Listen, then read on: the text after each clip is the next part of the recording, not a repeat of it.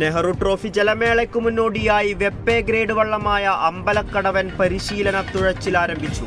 അമ്പലക്കടവനിൽ മത്സരിക്കുന്നത് new Kavalam boat ക്ലബ്ബും Emirates Venattukad ചേനങ്കരിയും സംയുക്തമായി. New Kavalam boat club രക്ഷാധികാരി ശ്രീകുമാർ നായർ പരിശീലന തുഴച്ചിൽ ഫ്ളാഗ് ഓഫ് ചെയ്തു. ആലപ്പുഴ എടത്വയിൽ സൗജന്യ മെഡിക്കൽ ക്യാമ്പും ആരോഗ്യ ബോധവൽക്കരണ ശില്പശാലയും സംഘടിപ്പിച്ചു. അക്ഷയ പുരുഷ സ്വയം സഹായ സംഘത്തിന്റെ ആഭിമുഖ്യത്തിൽ Thiruvalla Believers Church Medical College ആശുപത്രിയുമായി സഹകരിച്ചാണ് ക്യാമ്പ് നടന്നത്. പൊതുസമ്മേളനം ജില്ലാ പഞ്ചായത്ത് വികസനകാര്യ സ്ഥിരം സമിതി അധ്യക്ഷ ബിനു ഐസക് രാജു ഉദ്ഘാടനം ചെയ്തു.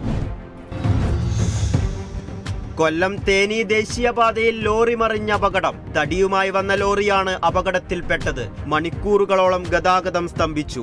ശൂരനാട് പോലീസിന്റെ നേതൃത്വത്തിൽ റോഡിലെ തടികൾ നീക്കം ചെയ്ത് ഗതാഗതം പുനഃസ്ഥാപിച്ചു.